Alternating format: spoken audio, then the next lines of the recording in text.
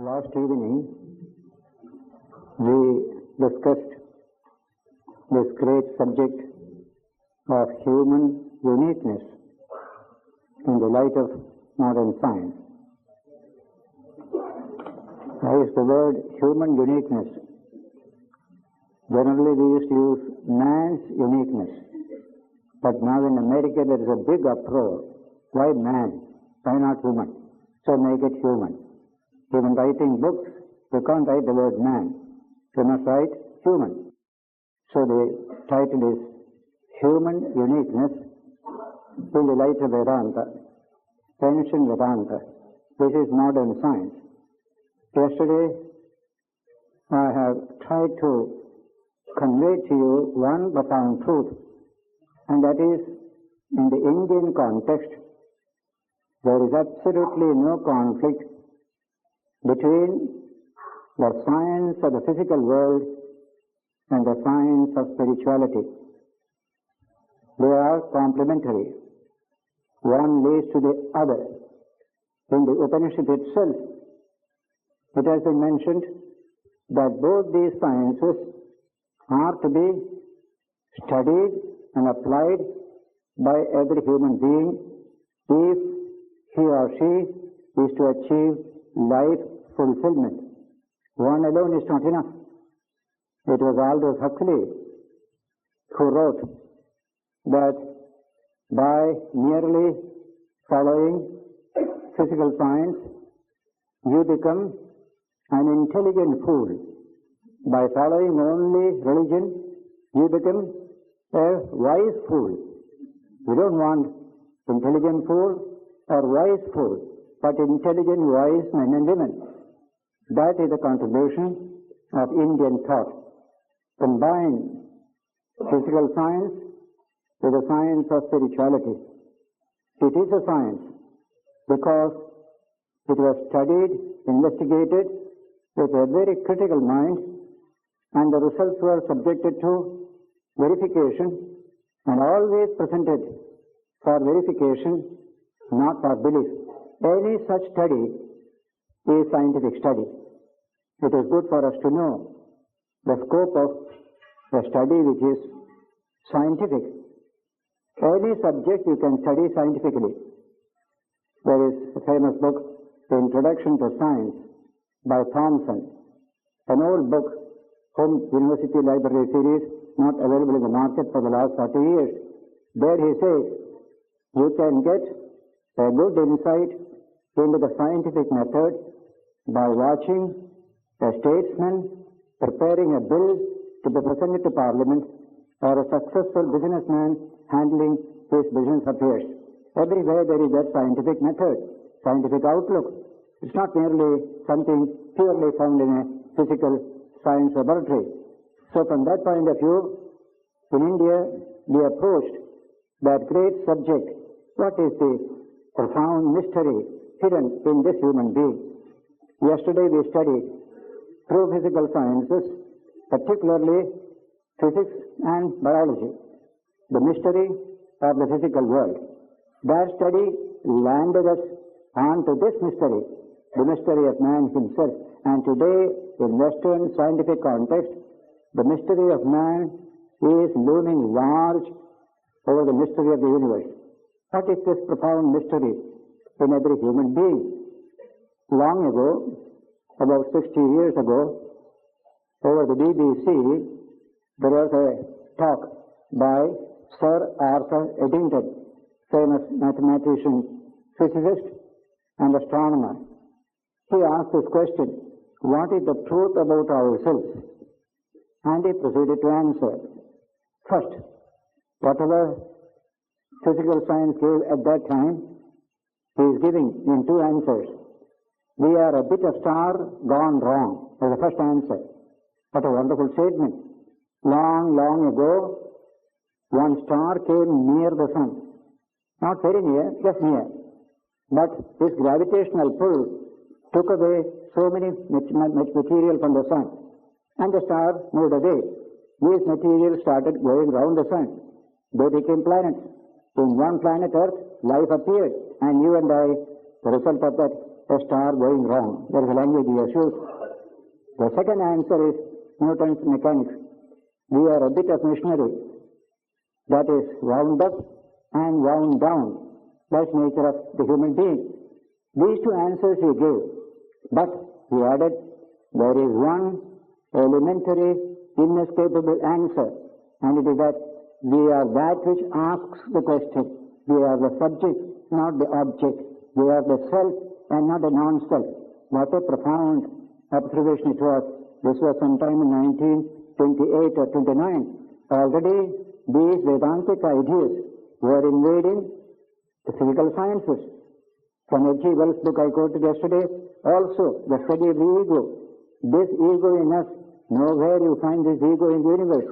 The human child alone has his ego. Because of that, he or she can dominate nature, dominate big animals. What is the nature of this tiny datum called the ego? And it's a very strange ego. Waking, it is there. When you go to dream, another ego comes here. When you go to sleep, both disappear.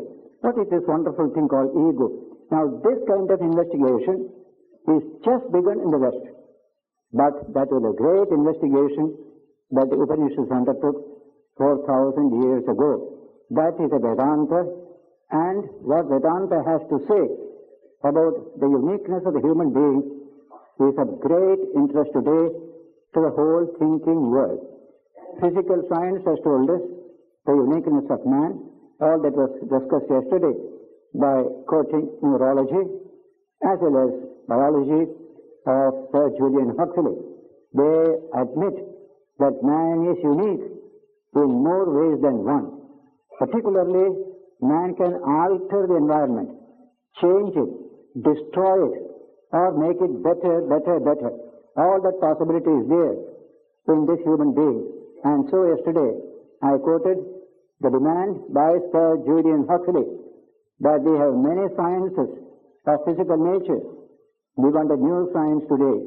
We called it the science of human possibilities. Turn to Vedanta now. We will see exactly the science of human possibilities. What are the tremendous possibilities hidden in every human being?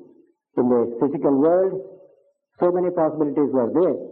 As a primitive human being, we knew only very little of it. Just a little energy we get by combustion, burning some wood. Then came burning coal. We got a lot of energy. Then came electricity in the last century. Tremendous energy. And in this century, we got atomic power, nuclear energy. We see tremendous energy sweeping in a small piece of matter. This is a great discovery regarding the physical world. What you call the physical possibilities in nature. Einstein's equation is always quoted. E equals mc squared. Energy is mass times the square of the speed of light. Enormous energy is there in a piece of matter. That's a beautiful study, beautiful conclusion. But today, physical science raises this great question. How are we handling all this energy of the physical world? They will consume us. Is there energy in man? They can control, they can manipulate, make them useful for human society. That is why, not only theoretically, but also from the practical point of view, this subject is of supreme significance. The uniqueness of man. Is he a tiny little creature? Yes, he looks like that. From the point of view of the senses, man is a very truncated creature. Absolutely a piece of dust, that is all. But some dimension is within. Can you penetrate into him? This was a question that was asked by the sages of the Upanishads.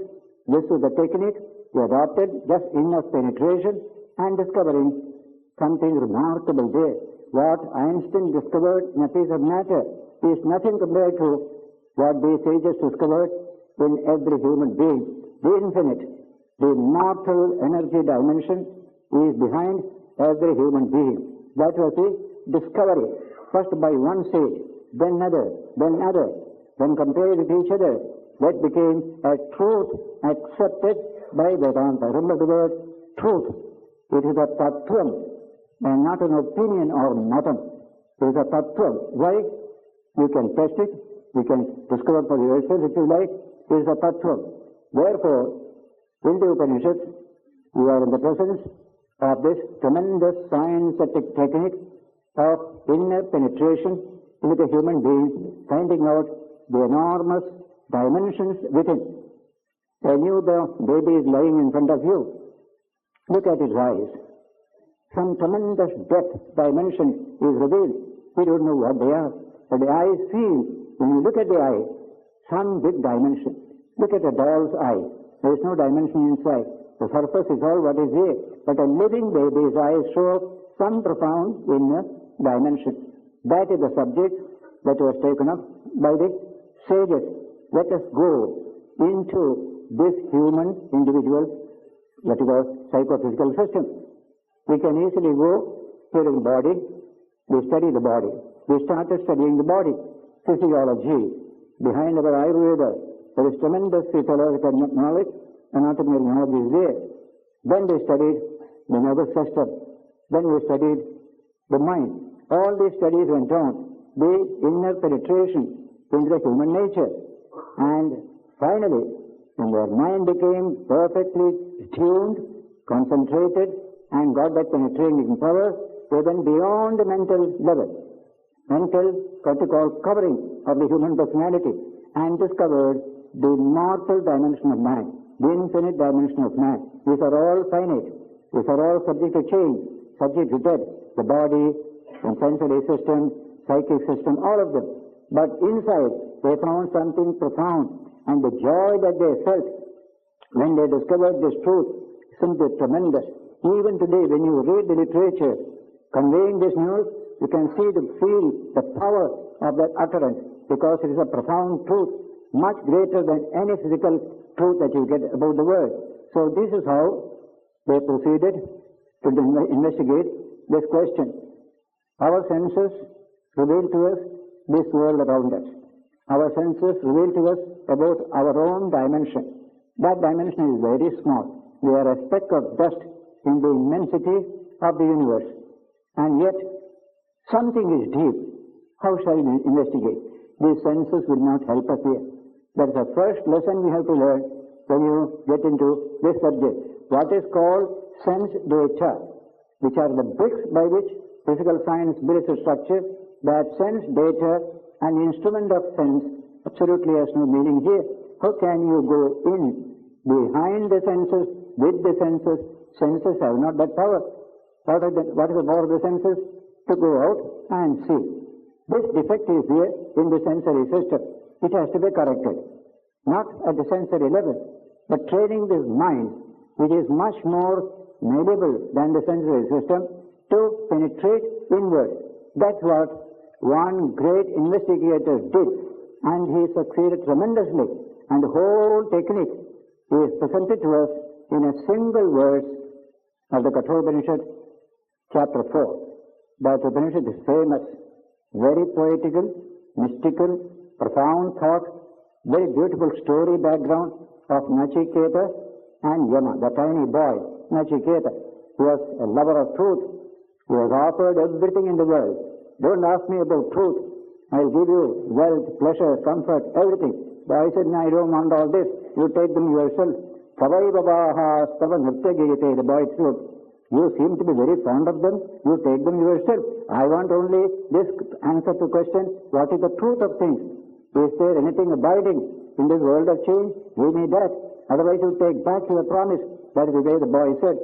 And Yama was immensely pleased. Let me have more students like you.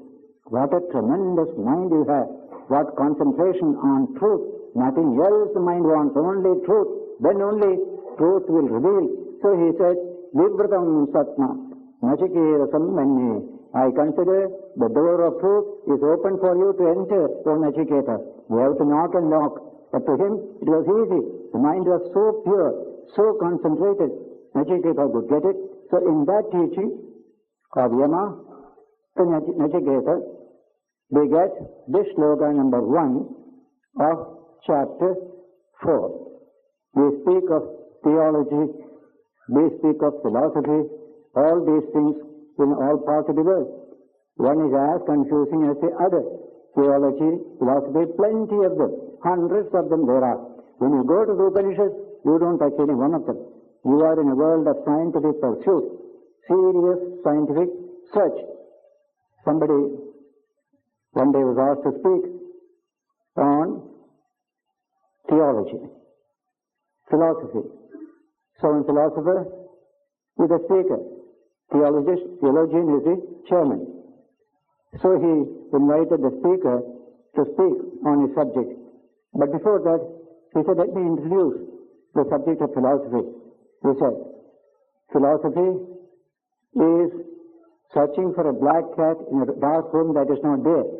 Now I request the philosopher to address a meeting. He was embarrassed. My subject has been presented like this, but he was intelligent enough. He said, before I speak about my subject, let me talk about the subject of the president of this meeting, that is theology. His subject is searching for a black cat in a dark room that is not there and claiming he has found it. That's called theology. Now, neither such a philosophy nor such a theology you will find in the Upanishad. Here is come and see, come and see. That is the subject of the Upanishad. Buddha repeated it 1,000 years later. Ehi pasya, ehi pasya. It's not imagination. Come and see, come and see. Realize it for yourself. Here and now. Iha, iha is the word again and again. Not in heaven. Heaven is condemned. The surprise for you to know that heaven is condemned. In the Upanishads, in the Gita, they first class fools only will do some punyam and go to heaven. Is the language that is used. First class fools. Remember the Upanishad tells you, here and now you can get heaven. It is there within you, your own true self. These are some of the tremendous utterances. I have no time to go into them, but it's a fascinating subject. Upanishads, simply revolutionary thought, you will get there. They never understood it till now, until Swami Vivekananda expounded this wonderful philosophy, whose main theme is strength and fearlessness. Can you become strong? Can you become fearless? Is it possible for you? This is what Swamiji wanted to make us to understand about the Upanishads. In my book, Message of the Upanishads, produced by Bharati Vidya Bhavan, you will get a wonderful presentation of this tremendous philosophy, which is your national heritage, which is today human heritage. Upanishads, the center of tremendous strength, fearlessness, compassion, feeling of oneness with all, because it speaks of our oneness. We are all essentially one. Now this subject was handled by these great sages, as I said, in a scientific way. There are Christian missionaries who have criticized Hindu religion, and there are others who have found great truths in the Hindu religion. One is R.A. Hume, a missionary who was in Benares and other places. He has written a book, 13 Principal Upanishads. Introduction to that book, Hume says, this single-minded search for truth is one of the commendable features of the Upanishad. We want truth. So in search of truth, they take up everything turning upside down, asking one question, are you true? Are you true? Otherwise we don't want you. Similarly, they took up our own gods and goddesses, big pantheon in the Vedas you will find, took all of them, and the heavens in which they live, they turned it upside down and threw it away, threw it away. What a wonderful idea. I want truth, not these pleasing fancies. With that mind, this particular sage penetrated inward. That whole technique, as I said, is given to you in one single verse. I have spent a whole 24-page lecture to this one single verse, but today I have to just give you this essence of it and go to other aspects of the Vedanta teaching of the uniqueness of man. Paranjakani yatanat swayambhuho tasmat parangdashyati nantaratman kaschit dhiraha pratyagatmanam aikshat avritta chakshuho amritattvam icchanna. Just the simple one shloka, condensed statement of a profound truth. What is that? Paranchikani jatanat swayambhu. Swayambhu, the one who projected this universe, he created this sensory system in human being with an initial defect. Paranchikani jatanat. Jatanat means with this defect it was created. What is that defect? Paranchi. It can go outside. Always it can go outside, outside, and never inside, never inside. Paranchikhani, khani means sense organs. Paranchikhani Vedranat Swayambhuhu. Tasmat, therefore, Parang Pashyati, na Antaratman. Always see things outside. The entire universe of sight and sound we can see. But what is behind the sight and sound? Behind the mind, behind the senses, the inner self, we cannot see. Antaratman, inner self. What is this I? What is this I? So, will it remain always like this? No. One strong person whom the Upanishad describes, Dhira. Dhira is a great word in Sanskrit, where two great values coincide, intelligence and courage. They often do not coincide. There is intelligence and there is no courage. There is courage, there is no brave. Either of them. And so as Napoleon entered Jeevana, that Roman town, professor was lecturing, in the history of Europe you will find, he ran away leaving one shoe behind. That's how they put it like that. So, this kind of courage is essential for any scientific pursuit, much more so in this particular field, which is a difficult field, which is going to be explained just now. Paranchikhani, Vedranat Swayambhuhu, Tasmat, Parang Pashyati, na Antaratman. Parang, two great words, Pratyak and Para. These are all precise scientific concepts and terms. Mind you, people have coined Parak, means out. When you point the finger out, that's called Parak. All this is called Parak, they say. As soon as you point finger this way, Pratyak, Pratyak. This is called Pratyak Atman. That is Parak Sarupa. The Prakriti or nature has two Sarupas. Pratyak Sarupa, Parak Sarupa. Parak Sarupa you study in physical science. Pratyak Sarupa you study in Vedanta. So, Tasmat, Parang Pashyati. Whatever is outside, it is able to see. The senses. Na Antaratman, not the inner self. This is the natural state of affairs. Everyone, even the tallest scientist, is limited by this condition. They cannot get rid of it unless they take special efforts. This one man did it. Therefore the shloka begins, second line, third line, Kaschid Dhiraha, Pratyagatmanam Aikshad. A certain Dhira realized this Pratyagatman, the inner self. Kaschid Dhiraha. Who did it? We do not know. But a certain Dhira did it. Many great discoveries in science are unknown. Today you ask, who discovered the use of fire? It has revolutionized human life. Nobody knows who have done it. Similarly, who discovered the wheel? Nobody knows it. But somebody must have done it. Similarly, who discovered the way to the Atman? Our own infinite self, we don't know. But this Kaschid Dhira did it. So Kaschid Dhira, Pratyagatmanam Aikshat. He realized the Pratyagatman, Parak, Prakriti, Pratyagatman. This inner self, he realized. How did he do so? He adopted a wonderful technique that is put in one brief utterance. Avritta Chakshuhu. This sensor is Chakshu means eye, standing for all the five sense organs. These sense organs always going out, their tendency to go out. He said, let me turn their energies inward. Avritta means turn right about turn. Chakshuhu, sensory energy. Why? Let me see if there is anything changeless, eternal, permanent, immortal within me. Outside everything is changing.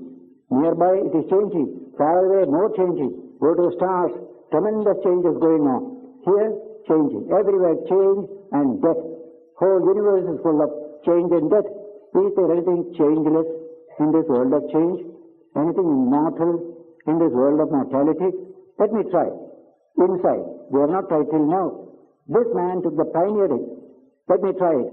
And so he gave this tremendous turn to his energy system. Or right about turn energy he made for the senses and the mind.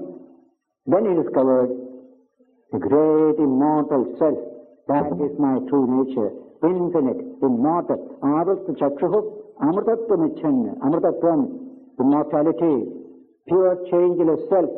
That great discovery he made behind the body, behind the senses, behind the mind, behind this tiny ego. He found this infinite self as a true nature of all humanity, his own as well as others.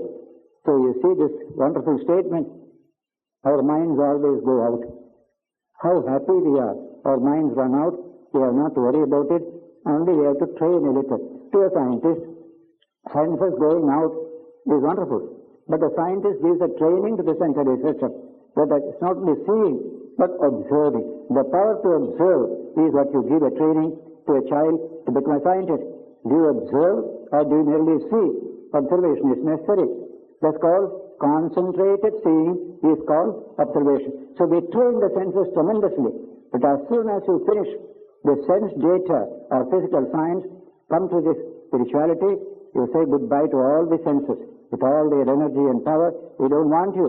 You are of no help to me here. You can't go in. But your energy I shall take. The energy that functioned in you. It's not your own. It is my own energy. I gave it a new direction. It's called Avritta Chakshu, turning inward. Imagine, 1200 years ago, Shankaracharya, commenting upon this verse, Avritta Chakshu, giving you this example. It looks like a 20th century example. As in technology, we turn a river flowing westward, eastward by our technology. Similarly, this mind and sense were flowing out. This great seer gave a right about direction inward to that energy. We do it. Whatever training we do. Westward rivers may make them flow eastward for agriculture or electricity. But Shankara gave this example to this technique that he adopted. Avritta Chakshuhu Amritatvam Icchanna. Naturally our mind is outgoing. That's why we can see truth there. We cannot see truth here. Even in normal human life, we can see the fault of other people, not one's own. How difficult to see one's own fault. How easy to see the fault of others. That is a great statement made by Shakuntala, our great dramatic character, Shakuntala, in the court of Dushyanta. When Dushyanta forgot he had married her, and she said, I am your wife, take me in. No, you are a third-rate woman, get away from here, I don't want you. He abused her. Then she made a remark, Kalidasa refers to it, a beautiful slogan. He says, Rajan Sarshapamatrani Parachitrani Pashyasi Atmano Villamatrani Pashyannirita Pashyasi. O Rajan, other people's faults, even though they are small as a mustard seed, you are able to see. Your own fault, as big as a window of fruit, you are not able to see at all. Even today, it is perfectly true, because the mind is outgoing through the senses. A little spiritual training will change all this. That is the importance of this pioneer. We need not do all that the pioneer did. Even a little training of the mind and the senses can do great good to us. But in this case, he did maximum.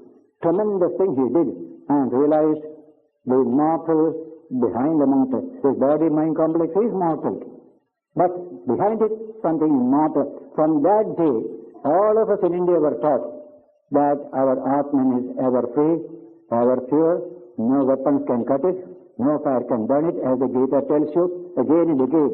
And it is not an opinion, it is a truth discovered by sages. Others also can discover. This becomes the main theme of the Upanishads. Man's uniqueness in its supreme sense lies here, that he is not an item among items in the world. There is something extremely unique about him, some tremendous energy resource.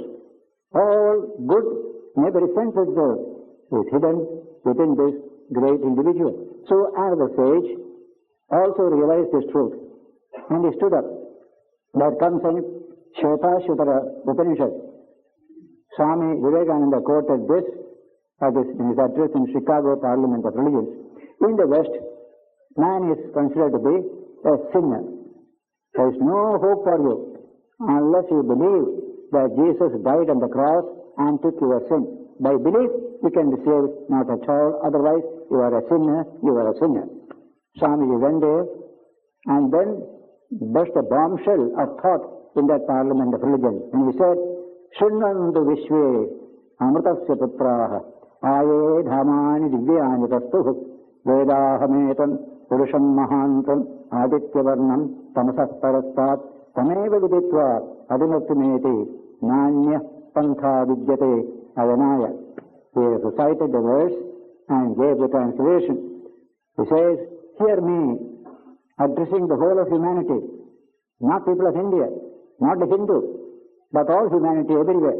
This way, wherever you are, human beings, listen to me, Shunvantu, this way, but addressing them, Amritasya Putra, you are children of immortality.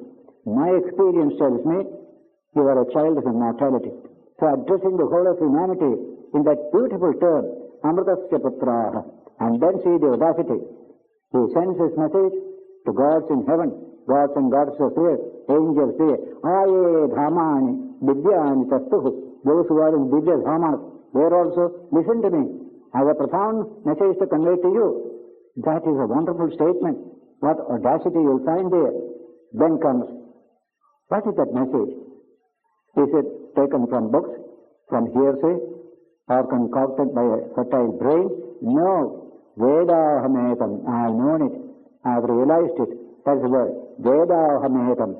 What have you seen? Purusham Mahantam. Infinite man behind the finite man. Mahantam is the word for infinite in Sanskrit. Infinite, expansive, they call Mahantam. Out of which came Mahatma Gandhi. The Atma which is contained within the body is Alpatma. Atma which touches millions of other Atmas was called Mahatma. So Gandhi was a Mahatma from that point of view. God is called Mahatma in our Vedanta. So he says, this I have realized, Vedahametam, Purusham, Mahantam, infinite man behind the finite man. I have realized, though to the senses I appear small, if I penetrate, I find something tremendous within this individual.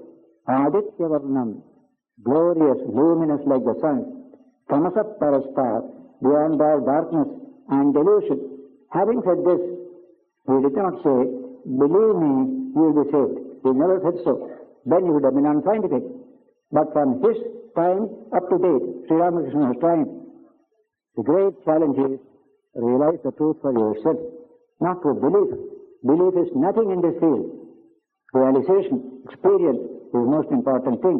So the last line says, Tameva viditva avimurtumedi nanya pantha vidyate ayanaya. By realizing this truth alone, can we be saved from death and delusion. There is no other way. There is no other way. Nanya pantha vidyate. There is no other way. There is no other way. This is a tremendous message. When Swamiji conveyed it, Chicago audience, about 4,000 people, so something like a stunning message. And he added also a tremendous force to his utterance. The Hindu refuses to call you sinners. You are spirits immortal, blessed. You are children of divinity, children of immortality. You are not a child of matter. This is the great message that India has to give to all humanity. The uniqueness of man is that he is a focus of tremendous divine energy source. He doesn't know it, but doesn't mean it's not there. Non-knowing doesn't abolish reality. Reality is there, only we don't know it, that's all. Try to know it, all the better. Therefore, in the Kathopanishad, in another place, this idea is put. Wonderful idea. Esha sarveshu bhuteshu bodho atma na prakashate drishyate tvagriya buddhya sukshmaya sukshmadarshibhi. Amma is telling Nachiketa in the 3rd chapter, full of great verses, the 3rd chapter, where he says, this Atman, use the word Atman for the self. Brahman, Atman, both are the same. Sometimes, when you want to take cosmologically, Brahman. Individually, Atman. Both are one and the same. There is no division in Atman because pure consciousness cannot be divided. There is no question of division of consciousness.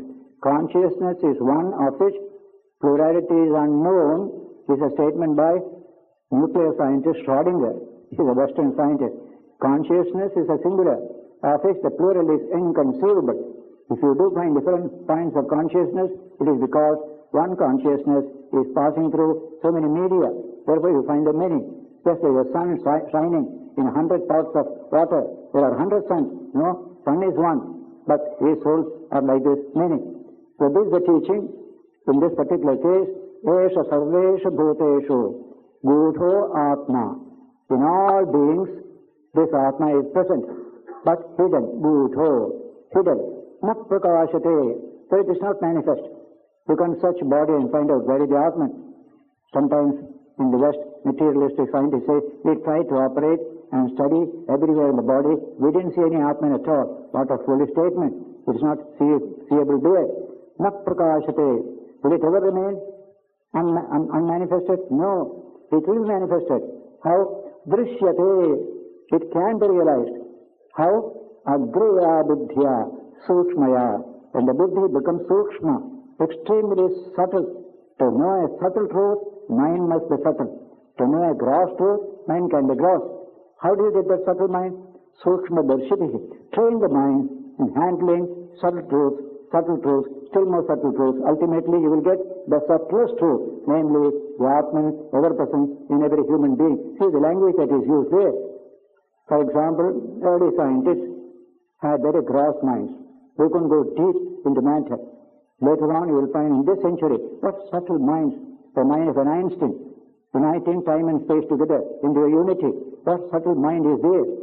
A Heisenberg saying there is no determinacy in nature. Indeterminacy is the way an electron behaves. Indeterminacy is a profound truth.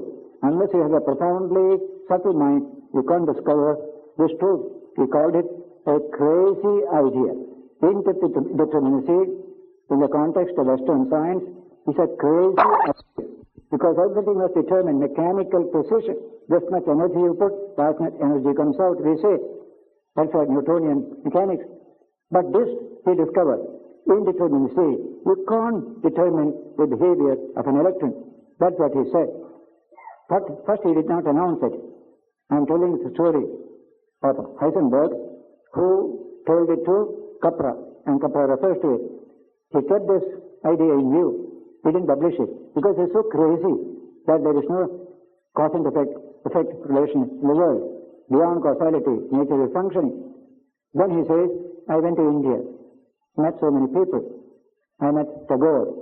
We discussed philosophy. And he found that Tagore refers to Indian philosophy containing more crazy ideas than this. Then I got bold enough to publish it. This is what he said. You read Capra's story, you will get there. When I returned to Europe, I published it and created a revolution. That is the story of this subtle mind which could go through this gross nature, find out the subtle stirrings in the heart of nature. An electron, a proton, who has seen it? These particles, who has seen it? Nobody. But they are able to suspect they are there, then experiment, find the result they have on nature around, all that is going on today. If that is so, in this field, your mind must be still more subtle. Even the greatest scientist becomes a child before the mystery of the unknown in man and nature. Remember, our teachers said, even the most brilliant intellect is absolutely a baby before this tremendous mystery. That's why Pandits are not so highly honored in India as the one who has realized the Atman. He is far superior to thousands of Pandits. Let me quote, we are essentially one. That is the greatest thing to be achieved. You have got to undertake this wonderful journey. And so comes in the same third chapter, Kathopanishad, life is a journey to fulfillment. That is the proposition. And nature has given you a wonderful equipment for this journey. What all things you need for a journey? First, a body, then the sensory system, then the manas, buddhi, the reason or charioteer, and then you are the master sitting. Similarly, a chariot, called the body. Chariot has no movement. But by horses, they have energy. But they need to be controlled. They have reins as manas. Then manas must be held by somebody. Otherwise, a horse without reins is better than a horse with reins if nobody holds it. That's hold away the charioteer, the driver. This kind of equipment, all of us have got it, says this third chapter in 7 great verses. Shariram says, consider the Atman, Atmanam Rathinam Vidhi. Yourself is sitting at the master of the chariot. Chariot is the body. And those sense organs are the horses full of energy. But they will take you here and there. You have to control them where you want to go. Then you must control them. Otherwise, let them go. What I call today, we have got an American youth philosophy called impulse release philosophy. Permissive society, we call it impulse release philosophy. Whatever impulse has come, just release them. Don't check, don't control. That is the concept. That is just like that. Leave the horse. Wherever they go, let them go. What will happen to you? You will be frightened. Horse will run fast and you will be frightened. That's what man is today, full of tension, full of fear. You find today all over. But here, a wonderful teaching comes. Hold the horses. Your journey it is, not horse's journey. So control the horses. Manas is the reins. And buddhi, this wonderful reason, enlightened reason, is the charioteer. A drunken driver will take you to destruction. A drunken buddhi will take you to destruction. Calm, silent buddhi is needed. Krishna speaks highly of this buddhi in the whole Gita. Buddhi yoga, buddhi yoga. Buddhau sharanam anvichya. Try to develop buddhi out of this psychophysical energy system. It is a manufacturing of a fine product out of raw material. Raw energy you manufacture. The finest, subtlest energy called buddhi. That is the director of the life journey. And so the Upanishad says, Vijnana Sarasthidyastu Manah Pragrahavan Naraha Sodhana Paramapnoti Tadvishnu Paramam Pada. He who has Vijnana, enlightened reason, as the charioteer, has got a strong body, strong chariot, that person will attain the end of the journey, Tadvishnu Paramam Pada, the supreme state of Vishnu. Vyapanat Vishnu, that universality of vision comes to you by this kind of journey. Now this particular journey is called a journey by imagery only. Actually it is not a journey. It is an inward journey, inward penetration. Why shall we do it? In the context of your outward journey. Outward journey is called journey towards finding a place in this world. Birth, food taking, education, marriage, then children, rearing a family, work, name and fame, doing good to society, all this is called journey on which we are all engaged. In the context of this journey, don't forget there is an inward journey to find out the center of your own being, the infinite behind the finite. This is the teaching which was given in the Upanishad, but it was developed fully in the Bhagavad Gita. The whole Gita is dealing with this journey of a human being towards fulfillment in the midst of work, in the midst of human relations, not outward, not an ascetic here and there. That's the greatness of this wonderful concept of chariot imagery, as you call it in the 3rd chapter. In Plato's dialogue, Socrates refers to this type of journey, but only very elementary way of presentation. The fullest presentation you get in this particular chapter of the Kathopanishad. As I said, the subject is very, very vast, but really this whole nation can be electrified when they understand this message of the Upanishad, message of strength, message of harmony, message of universality. That is what India was. They have lost it, we can regain it. 1,000 years later, Buddha came. He realized the same thing one midnight, sitting in deep meditation. Avrata Chakshuha. He realized this infinite truth. He stood up. The immortal has been gained by me. These are actual words of Buddha. The immortal has been gained by me. And what a power. The man in a forest realized the truth. Within 500 years, the whole of Asia got the touch of that great person. What must be the power behind this tremendous realization? And so, this wonderful truth we have in our literature. We don't know anything about it. We know only daily superstitions, ritual, ceremony, all these things we know. We don't know anything about it. So Vivekananda said, this new India will be produced when more and more people study the Upanishads and get out of them a new strength, a new broad vision, universality, harmony. That's the central teaching of all these Upanishads. Particularly, Vivekananda said, in your education, combine Vedanta and modern science. It's not a question of or this or that. Combine both. If you want material prosperity, you need physical science. If you want spiritual development, you do need Vedanta. No science is going to help you for your spiritual development. Science has no place here. In fact, many scientists need a little more of spirituality. Recently, so many complaints came that many of our young scientists, they pass off third-rate work as high-rate and do all sorts of cheating in science. This has happened even in the West a little, but it is more here. There is not that love for truth. Lot of spiritual strength has to come. To be consistent with this, then jealousy, holding each other down, this human characteristics also come. No science can deal with it. Only spirituality can deal with it. Therefore, from every point of view, in India, we need to combine physical sciences and the science of spirituality. That will bring a tremendous development, the efflorescence of human system. What we call today human resource development will come by these two functioning together. And the West is eager to hear how India is going to harmonize these two. If at all it can be harmonized, first it will only hear. Our background is very, very favorable to this. On that subject, I speak a few words before I close, quoting three great utterances of Bhagavan Sri Krishna. In the Srimad Bhagavatam, 11th book, Ekadasha Skandham, there is a wonderful passage. Krishna's final advice to Uddhava, one of his ministers, before Krishna left this body, here nearby in that Saurashtra.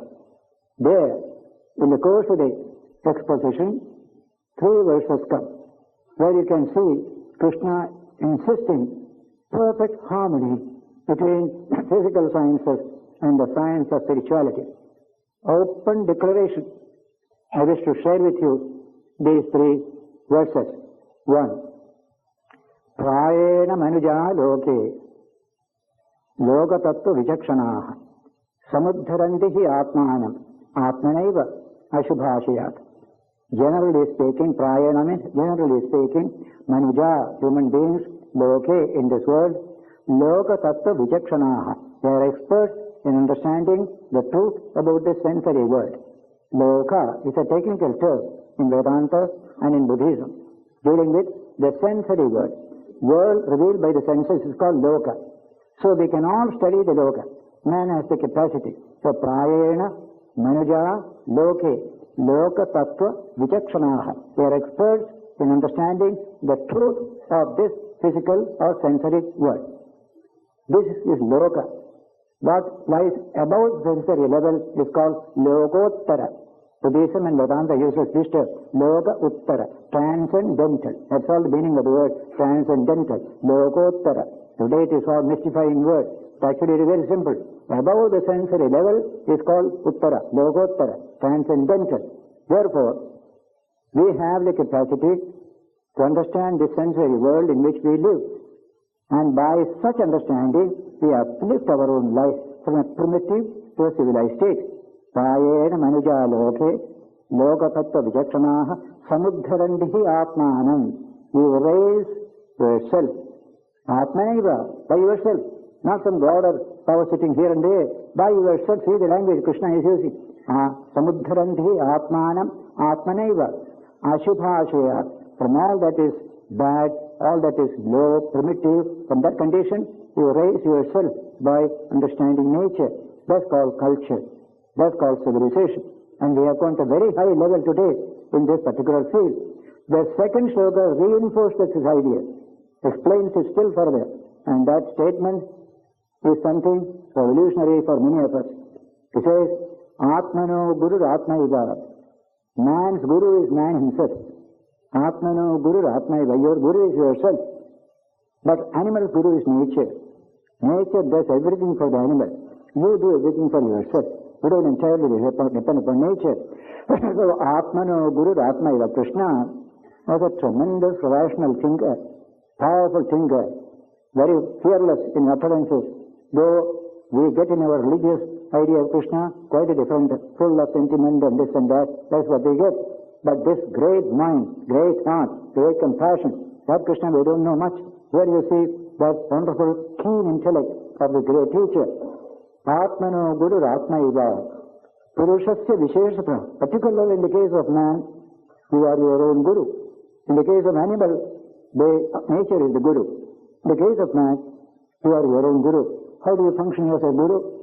Yat pratyaksha anumanabhyam shreyo asau anuvindate. Through scientific training or training in methods of science, you raise yourself to to a higher level compared to a primitive individual. Yet pratyaksha anumana. Scientific method is what? Pratyaksha anumana. Pratyaksha is direct sensory perception.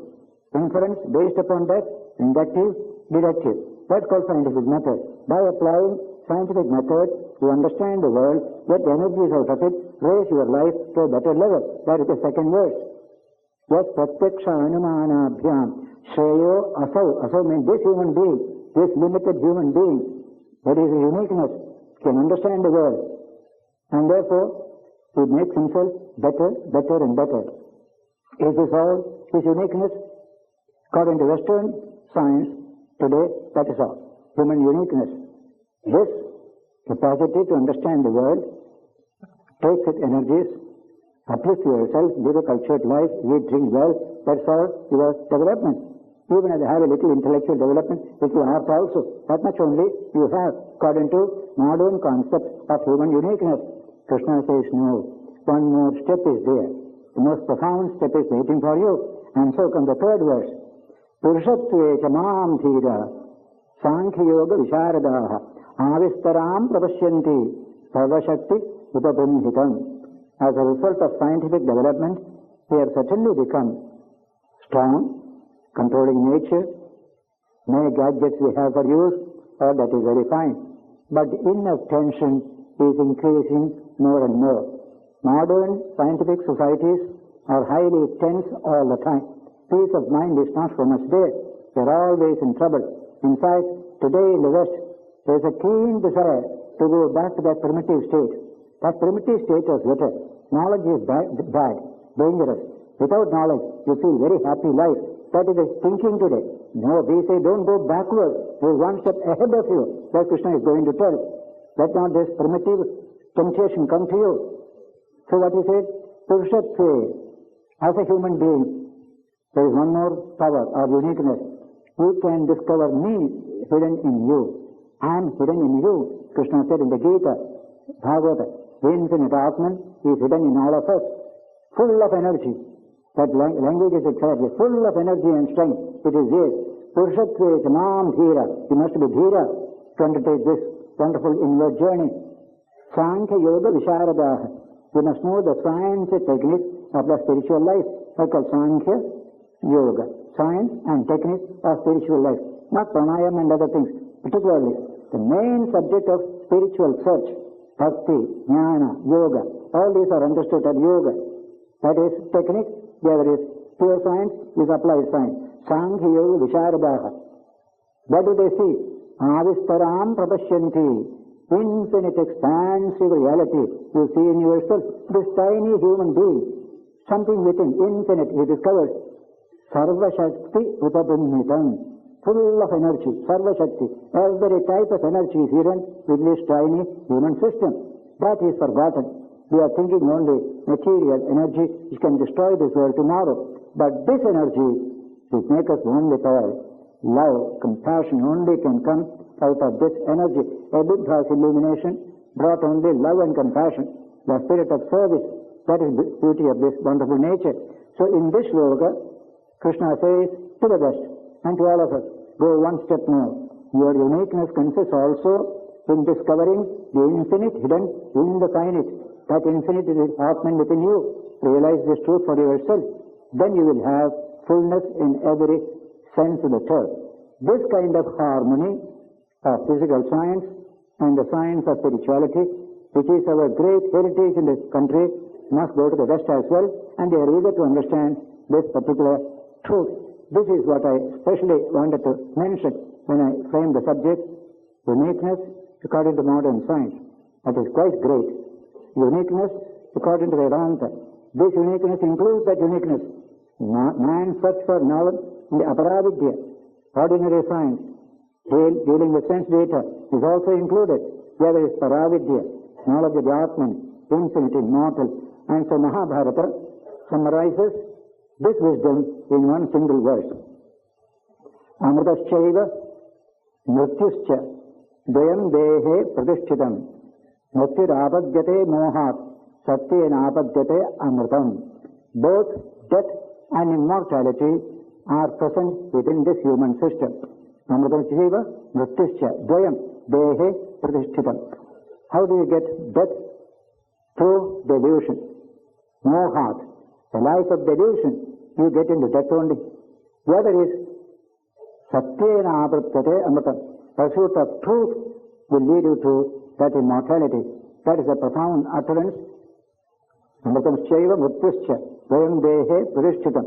Mrityurapadyate Mohat, Satyena Apadyate Amritam. That is the uniqueness of the human being, that he can know the world, he can know himself, he can know the truth hidden in all of us, the infinite Atman, hidden within us, like the thread that unites all these roses into a garland. That thread is the divine. Same thread runs through you, runs through nature, runs through all. That thread has to be discovered. Then a tremendous development will come to every human being. Infinite energy is there in that thread. It is the energy of Brahman himself, whose manifestation is this huge universe. That is the truth that has been proclaimed in the Anantha, in the Upanishads, in the Gita. And today we need the application of that philosophy. We have that philosophy. That is our great privilege. But we didn't know how to use that philosophy. So as you read the Gita, Gita Dhyana Shloka, Sarvo Upanishado Gavo, Dogdha Gopala Nandanaha, Partho Vatsa Suthir Bhokta, Buddham Gitamritam Mahat. Every day we repeat it. Gita Dhyana Shloka. Consider all the Upanishads as a cow. Krishna as a cowherd. Arjuna as a calf. And you go and milk. Krishna goes and milks. The milk is Gita. The great, beautiful milk, nectar. To whom is it meant? The good people of this world, so that they can be nourished. That's how Gita became the milk taken to the cow of the Vedas. That's the language. What did they do with that milk? They kept it on an altar, daily worshipped it, put flowers on it, except when they drank it. Because that is why it is malnutrition. Milk is meant to be drunk, then only strength will come. In this age, there is the one lesson we shall learn. Vedanta is meant to be lived in every department of life. All departments, housewife, worker, administrator, professional, everyone. Gita is universal in scope. That is the special message of Swami Vivekananda in this modern period. The lion of Vedanta roaring, all that is fear, jackals of fear, will fly away. That's the language used in Sanskrit. That Vedanta must start roaring in this country, so that the baby sheep, that attitude will not be there. Strength and fearlessness will come to the people. A fearlessness which will make other people also fearless. That is a unique fearlessness of Vedanta. Remember that in the Gita. There are two types of fearlessness. Fearlessness, creating fear in others. The other is fearlessness, creating fearlessness in others. The Gita fearlessness is of that nature. Yasman uddhijate loko, lokam uddhijate chiyaha. He who does not frighten the world, and who he is not frightened by the world also. A man like Gandhi never frightens anybody. Nobody could frighten him. That type of greatness is what India has always upheld. That is Vedanta. That is where physical science, spirituality join together to create complete human civilization. This is the wonderful theme. I'm very happy to be with you these 2 days. Early morning tomorrow, the first flight, I'll go to Bombay and then go to Pune, etc. So thank you all. Thank you, Mr. Kalga, for inviting me to this Kuramsarabhai Memorial function. Namaskar.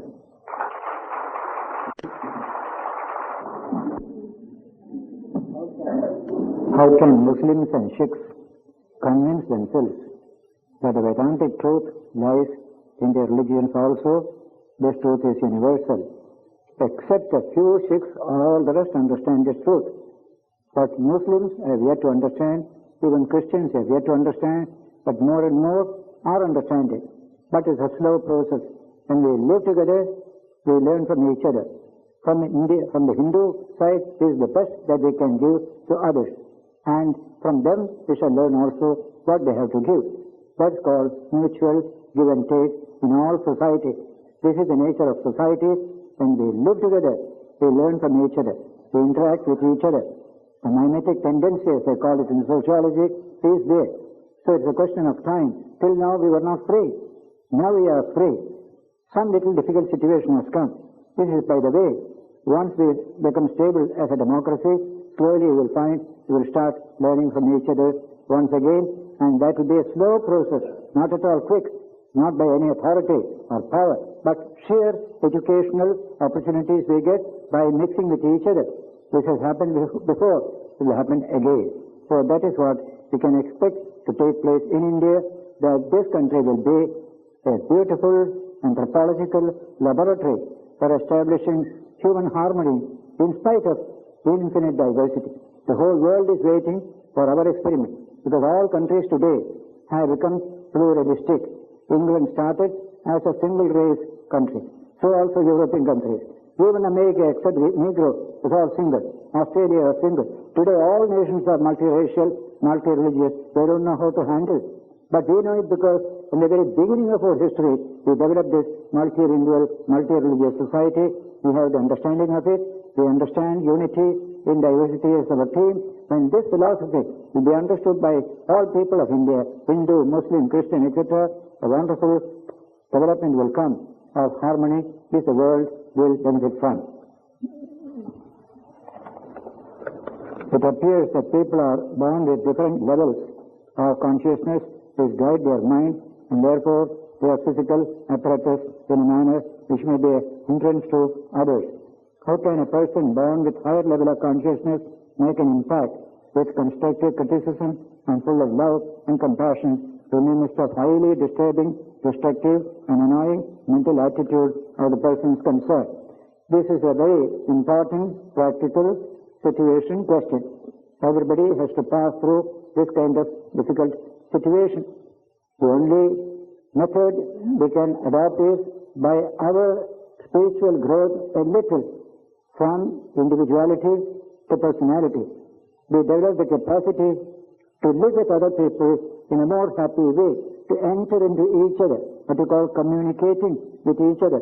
That comes from a certain spiritual growth from genetically centered individuality to expansive personality. Vikasita Vyaktitva, as I call it, personality. Vyaktitva is individuality. Vikasita Vyaktitva is personality. In that way, we can handle these situations better and better and better. It's not an answer to every particular question, because that situation is different, this situation isn't. A general answer we give that a man or woman who has grown from individuality to personality, Vyaktitva to Vikasita Vyaktitva, he is much more capable of handling such situations than anybody else. Some friction will remain. We can ignore them. For other aspects, we shall be able to have as happy a relationship as possible between different individuals.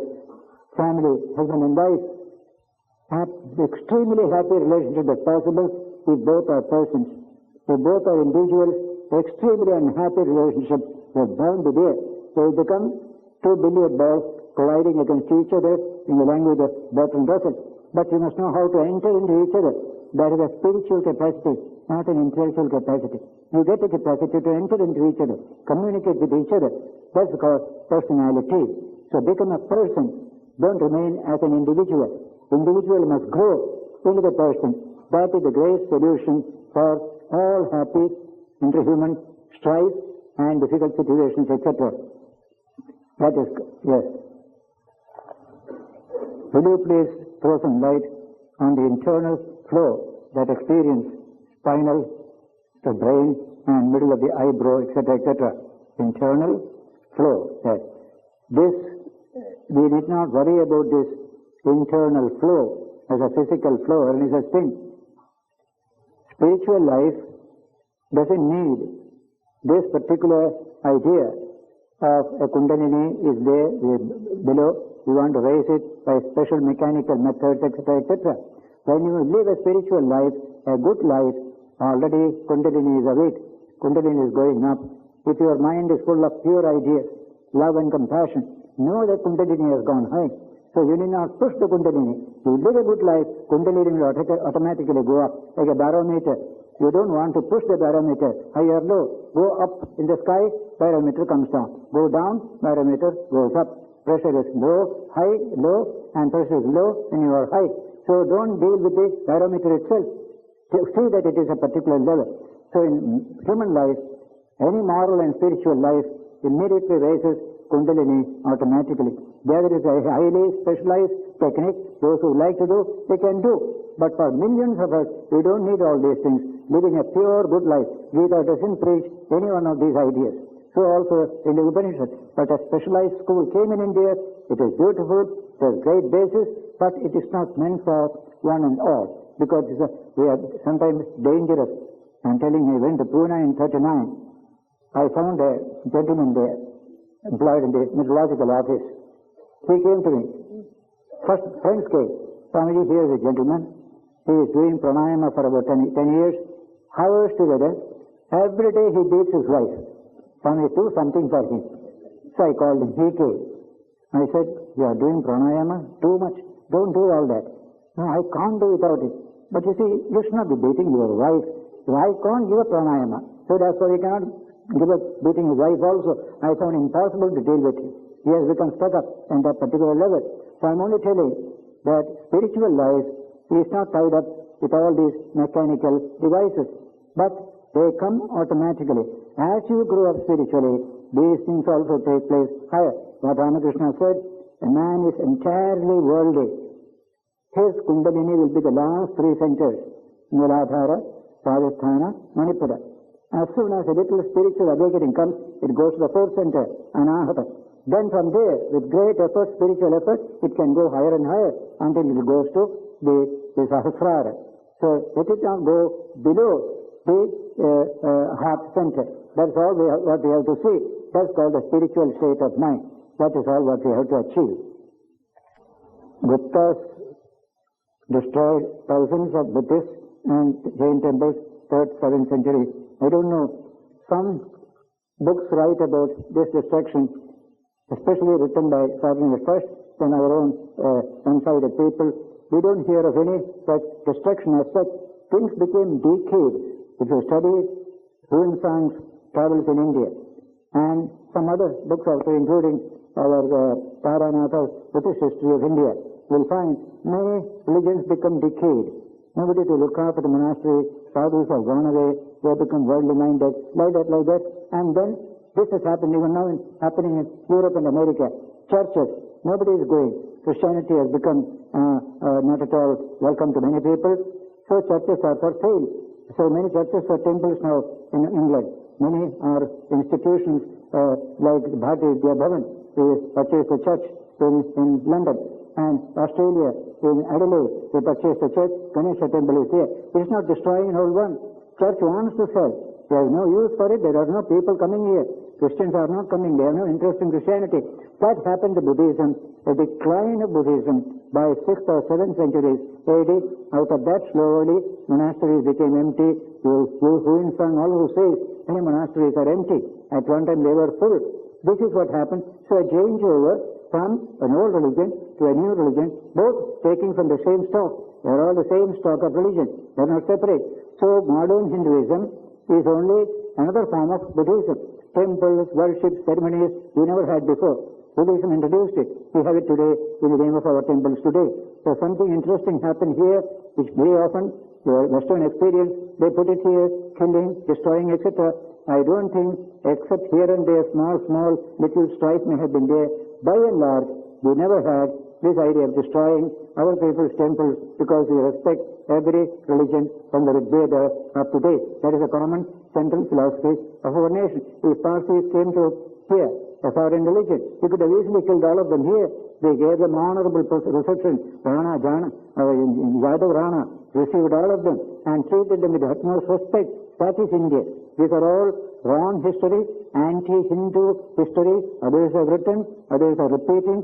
Our own people, some of our leftist historians also are sometimes responsible for this kind of thing, to discredit the Hindu aspect. But therefore, there is no such thing. Buddhism, Hinduism drew from the same stock. Buddhism entirely based upon the Upanishads. If you understand Buddha, you will find without Upanishads, you cannot understand Buddha.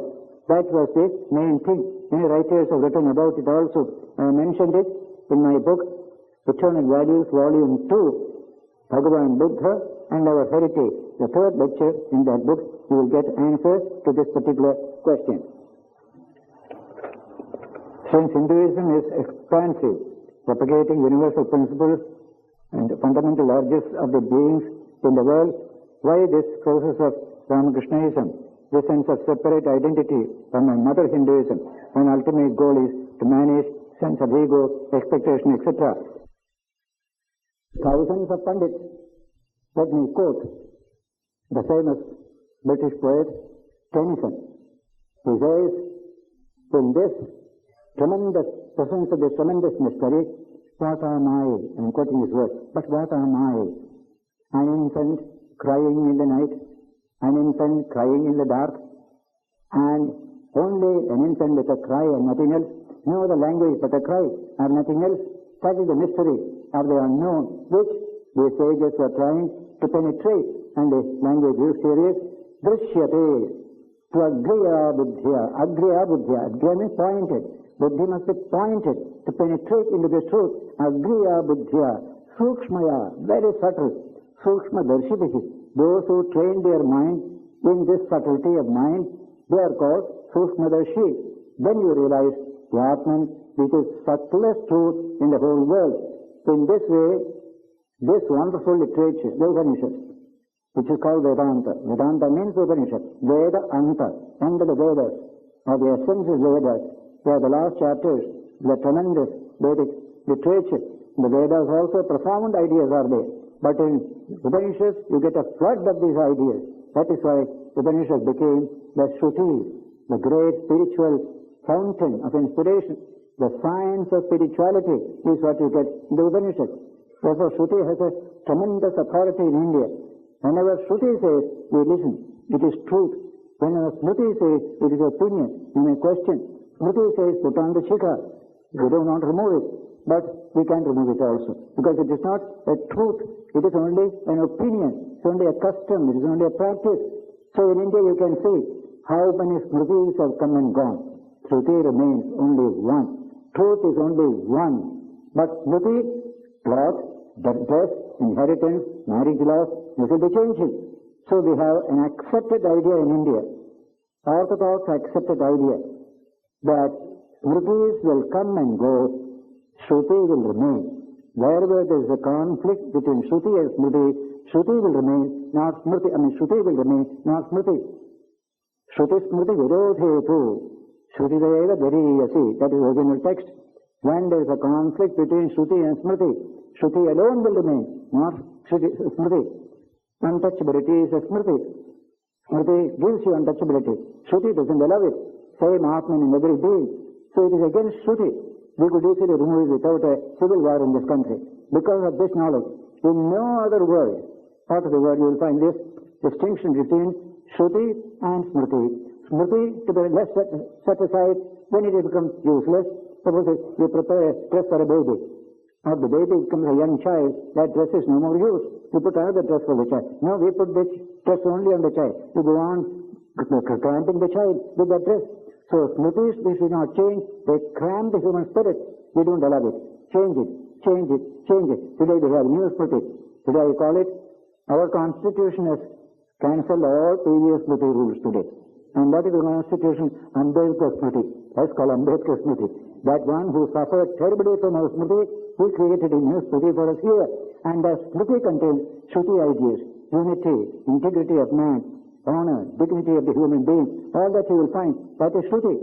So today you are building up a new society based upon the vision of Shruti. Human glory, human greatness, human dignity, based on the Shruti. No distinction between man and man. Perfect equality and oneness, we are one. The same Atman, he is present in his fullness in every one of us, not in fractions. A Brahmana has two Atman and we have one Atman, no such thing. The same infinite Atman is present in every one. If that Shruti is accepted as our social philosophy, whole country will change. A Vedantic society, a Vedantic civilization will build up in India as well as in the rest of the world. This is what you get in these Upanishads. Here, in this Katha Upanishad, having given this truth, Tesha Sarvesha Bhuteshu, Bodho Atma, Na Prakashate, Trishyate, Tvagriya Buddhya, Sukshmaya, Sukshma Darshibhi. Having said this, the Upanishad gives you a clarion call, a tremendous, like a marching order, the army. Arise, awake and stop not till the goal is reached. Don't be lazy. Don't be sleeping at this lower level. Try to awaken yourself with this great truth. So, uttishtata, jagrata, prapya varan, nibodhata, kshurasya dhara, nishita dhuratyaya, durgam patastat, kavayo vadanti. Says, arise, awake, approach the enlightened ones and enlighten yourself. Be alert, for the path is extremely hard, difficult to tread, hard to cross by walking on the edge of a razor. So say the sages who have walked on this road. There's a language used in this great Upanishad. And so, how shall we proceed? Everyone must proceed according to one's own condition of the body-mind complex. I have some resource, you have more resource, another man has still more. You may go on faster and faster. But everybody must be on the move. Move on. Life is meant to move on. Don't be stagnant. Don't be stagnant. If there is one warning that Vedanta gives to all humanity, it is only this: don't stagnate at one particular level. Move on. There are great heights to be conquered. March on, march on. This march on idea comes even in this Yajurveda. Charaiveti, charaiveti. That's the language. Charo, charo, march on, march on, march on. Don't be stagnant, don't be stagnant. Be creative. What a wonderful thing.